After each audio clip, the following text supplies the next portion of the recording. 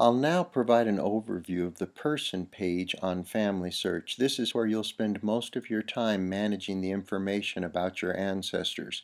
At the top of the person page is the name. You'll notice to the left of the name you can place a picture of them.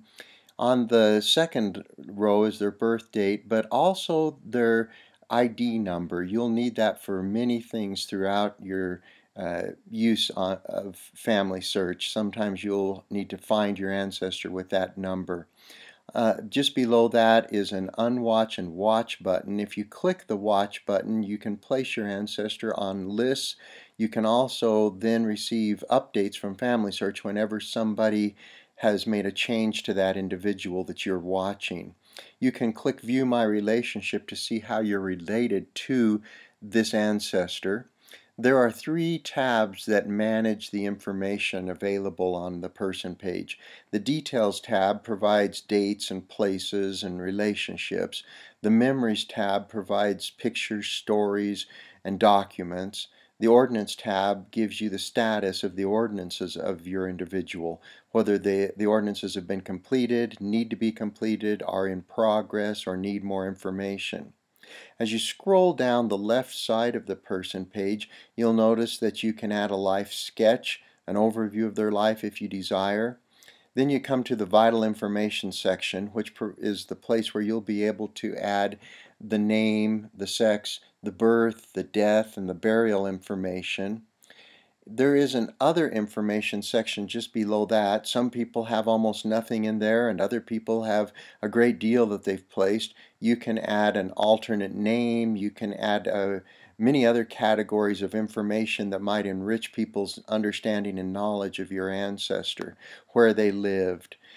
The Family Members section just below that gives you a view of your ancestor, both in their nuclear family and in their parents' family.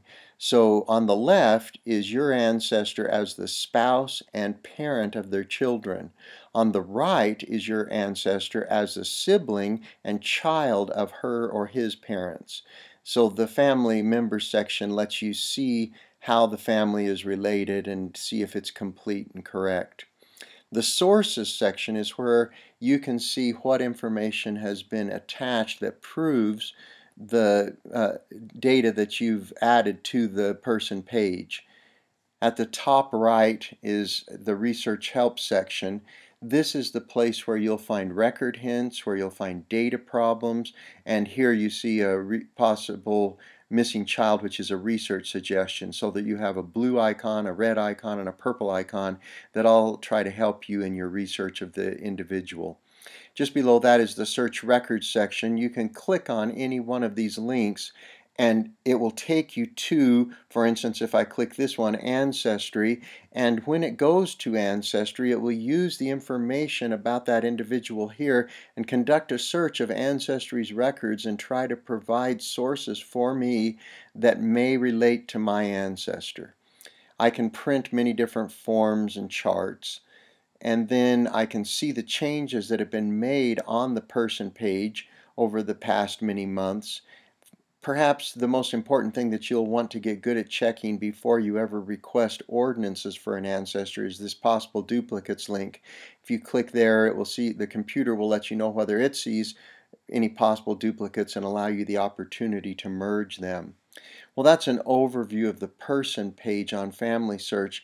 You'll get better at using the different pieces of information and being able to manipulate and add and correct things as you continue to practice.